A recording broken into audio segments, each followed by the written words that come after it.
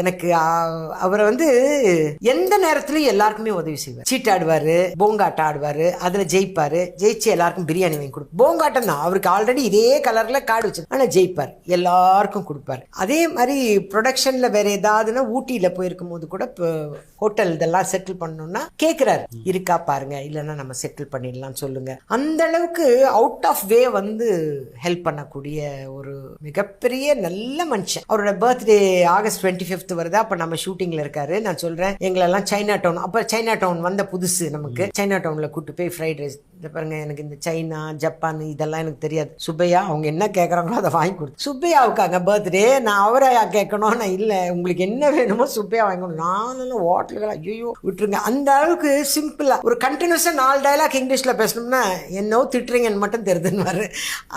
அந்த அளவுக்கு ஒரு அப்படியெல்லாம் இனிமே எல்லாரும் வருவாங்களான்றது சந்தேகம்.